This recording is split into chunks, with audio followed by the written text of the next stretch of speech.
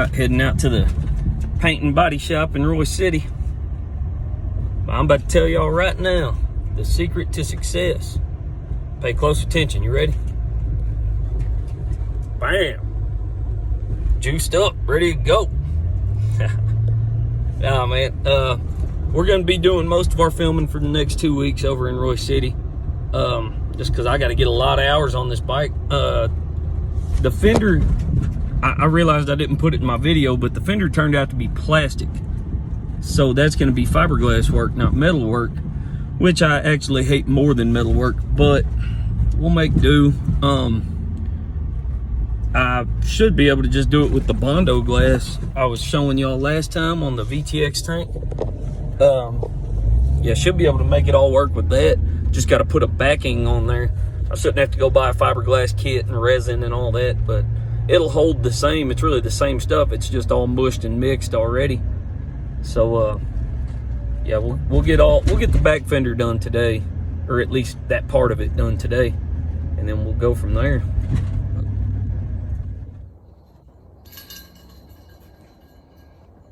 So like I was telling you about the plastic fender, we're gonna fill all of these holes, all of them.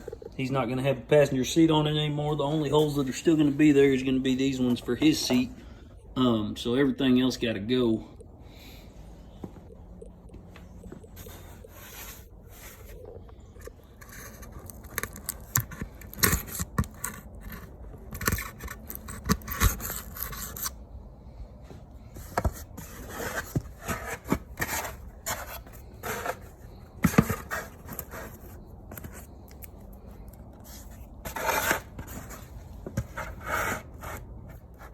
Before we start with the Bondo glass we're going to use, we're going to rough around all of these areas and in between them real good with 60 grit. Give it something real rough to stick to, because that's going to be its new little surface. So we want to get inside of these holes and everything. I'll have to take it out obviously and use what's left of the paper in between there, but make that surface rough. Alright, so we got the fender backed with Gorilla Tape, about as strong as you can get. We're going to build up the Bondo glass on each one of these holes individually, and it's going to basically turn into its own layer of plastic. You really don't need the tape back after that, but we don't want that fiberglass to get wet, because if it gets wet, then it starts to mold or crack or whatever. So we leave the tape, and I just am drowning it with Flex Seal so that that's got a thick coating on it. No water can get to that fiberglass to mess it up. I mean, that's all you can do is keep that coated. He's got plenty of clearance. The wheel would hit up here if it hit anywhere, and so all this will be good for sure. But yeah, we put a couple of good thick coats on there. You see I ran the hell out of it. Doesn't matter, nobody can see it. Just trying to bury all the edges of the tape. And then we'll coat the rest of the inside of the fender too. I mean, fenders should always be coated on the inside. I usually use some type of something on there. But yeah, as soon as that dries a little better, we'll go ahead and start putting the fiberglass filler on the top. It's all been scuffed around the holes with 60 grit. Fiberglass filler is done. Now that should be, this back fender should be really all the body work for this bike. Really, I mean, there's a couple little tiny dents in the tank and stuff, but nothing that's really going to take any time. This is what's going to be time consuming. I was really surprised to find this is a plastic fender. I was planning on welding a metal plate on the back and then building up on the front, but you know, that didn't work. So we made do with what we had. The bottom is sealed. The top's going to be built up. This should build into the sides, and it'll become its own flat plastic piece. Well, I mean fiberglass piece, but you know, it'll build off of that. So I told y'all in a previous video that you could ask 10 different body guys and get 10 different ways of doing something. And I mean, that's true. That's true with pretty much anything. You know, the way I do things is usually the whole work smarter, not harder way. And so using this fiberglass filler rather than doing actual fiberglass work is, you know, yeah, it's the same thing, really. It's just the quicker, easier, you know. So There's probably somebody out there watching the video wondering why I didn't do fiberglass work. Why do that when I already have the fiberglass filler here? It's literally the same thing. But yeah, there was just no other way to do this on a plastic fender. If it was metal, I was gonna weld a plate on the back, but it's not an option. So we're gonna work with what we got. All right, on the tank. Remember that X pattern.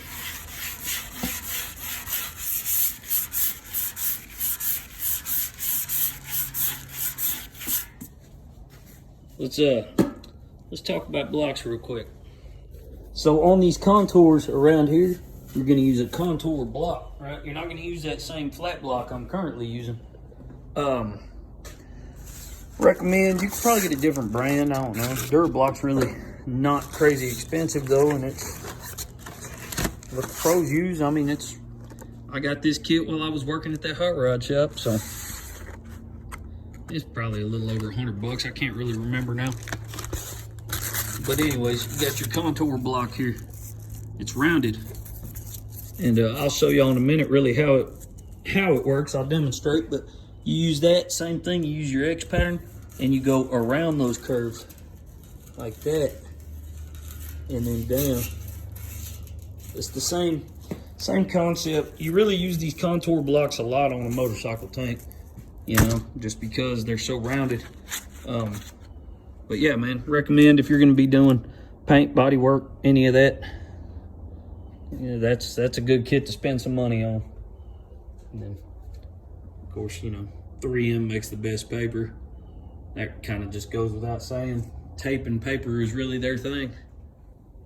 And when you're blocking, here's how you find what parts actually need work. So right there, without that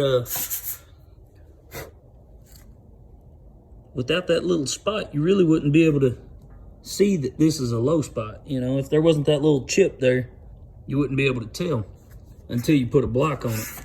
And then you block, and the block scoots right over it and never touches the actual dent itself.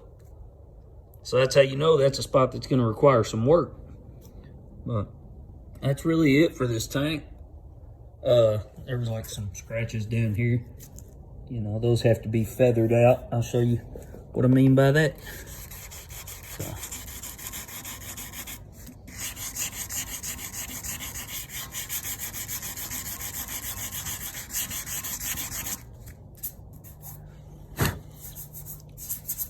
All right, so you can see that now that it's smooth, there's not a hard line there anymore. And so that's what it means by feather out. Faded, you know, basically. So yeah, spots like that will have to get feathered out. So the fiberglass is pretty well cured. So now we're gonna hit it with some 80 grit, knock it down. 80 is usually fine. You know, you can go with like 60 or something a little stronger, but 80's pretty much should be able to cut through it pretty good.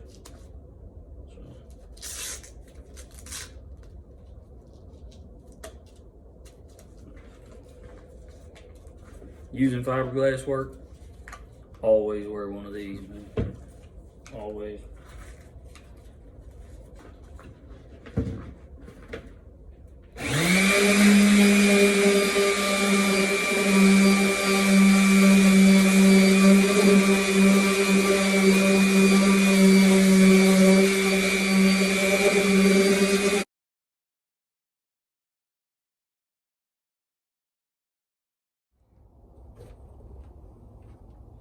All right, there it is.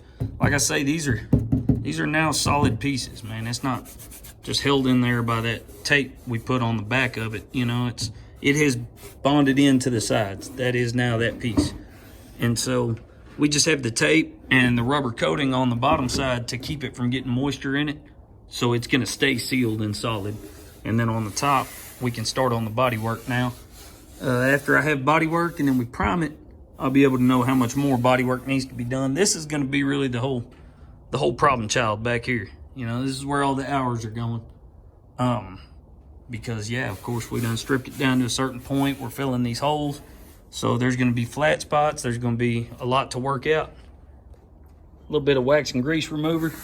It's kind of, the surface has already got a good scuff. So you really just want to make sure it's really clean before you start putting Bondo down to it.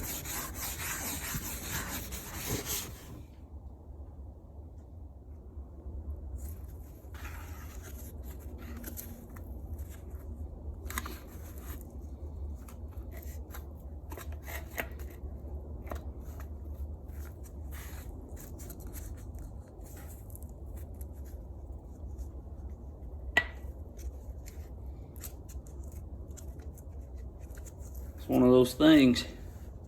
You don't want to be stingy with your materials, because the materials are what makes the job right, you know. Yeah, you want to keep your costs down, but you know, being cheap gives you that cheap quality of work. We don't want that. Nobody wants that. So I'd rather use too much than not enough. If I got to make a run to the parts store, it's worth it, you know. More Bondo, the better. To an extent. I mean, the more Bondo makes it right, sure, but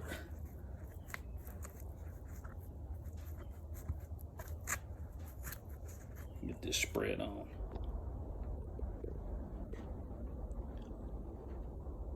So the best advice I can give is keep those wipes as tight and as smooth as possible. You don't want to just build up large amounts of Bondo. You want minimal pinholes. You know, yeah, there's a little bit, but nothing that after a good block and some primer can't be taken care of. And you know, we'll probably have to wipe again. It's rare you only get away with one wipe, especially when you do something like that where you end up having to flatten some spots out.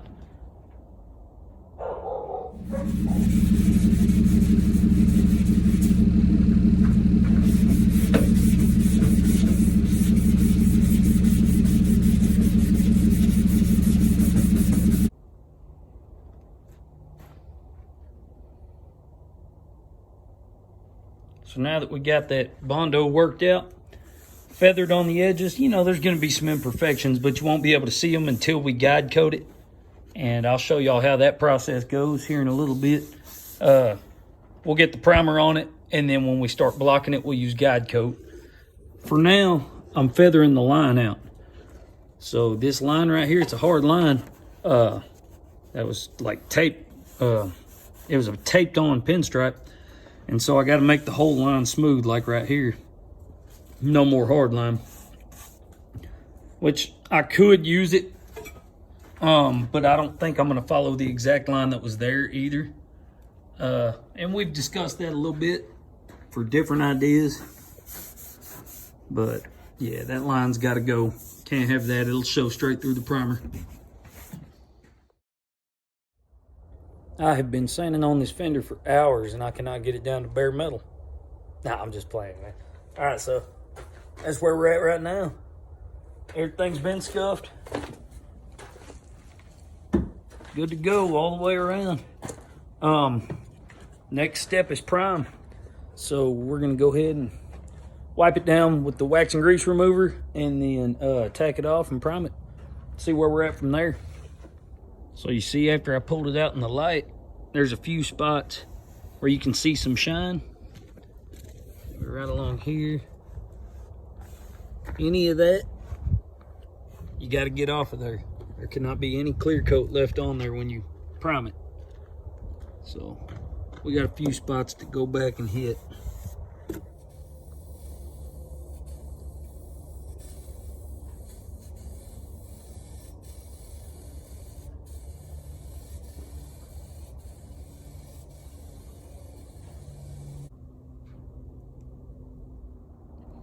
There's currently a can and a half of primer on there, and that's inside of 2 coats. So like I've told y'all in the past, man, there's no such thing as too much primer. Build it up, because the entire purpose of that stuff is to fill any imperfections that are there. And as you can see, hopefully the camera's picking it up, there's really a good looking surface right there. There's no pinholes from the Bondo or none of that. We'll know how straight it really is after we block it. But yeah, I'm I'm pretty happy with how it turned out.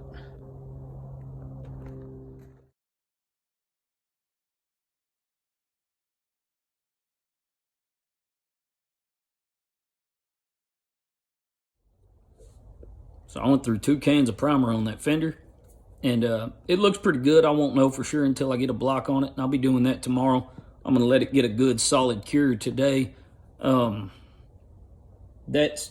I'm probably gonna have to use more too, you know, but I like to build up primer, and that's why we buy like a high build filler primer for one, and then, you know, like, okay, so on a car or truck, yes, I have some primer right there. But canned stuff works just fine. It's literally the same stuff, and I just don't have to clean my gun, so it saves me going through lacquer thinner and all that. And running the compressor the whole day, then I can't hear my music and whatnot. So it's just easier and more convenient to use the cans. And on motorcycles, I always use the cans. But it's U-Pole. It's good primer. You know, it's excellent stuff. But on the tank and on the front fender, I won't need nearly as much. It'll probably be a can apiece on those, you know, because they're in good shape. And the back fender was too, but it was just, you know, we did all that work to it. So yeah, it's looking great. It actually went smoother than I thought. You know, it still took about 7 hours, but that was a good day. It turned out smoother than expected for a plastic fender. I wasn't sure. I hate fiberglass work, so, but yeah, it looks good. And then bike's coming along. We're booking, really. We're doing what we should. It's going to take a little over a week. It'll probably take right about a week to have it ready for paint. And then I'll be waiting for a warm weather day. As y'all can see, I'm not exactly in your top of the line paint booth out here. So, you know, I'll be waiting for the right weather day. It's got to be at least 65, close to 70 degrees for automotive paint. And once that day comes, though, man, but we're going to have it ready in about a week. And this is going to be a 2-tone bike. It's going to be, the whole middle will basically be blue, and then the whole sides will be black. And then we're blacking out all the chrome. And so, you know, there's plenty to get done on it. But the plan is to have all the body work on the tins ready to go in about a week. And with that fender, that was what I was the most concerned about. So with that taking about an 8-hour day, that turned out to be pretty good. Yeah, so we'll block on it tomorrow, and we'll be doing the tank. That's it for today. These side covers, and I mean, they're not in bad shape at all, so they'll literally pretty much just be a scuff and shoot. They'll still get primed, of course, but they'll be pretty much a scuff and shoot process.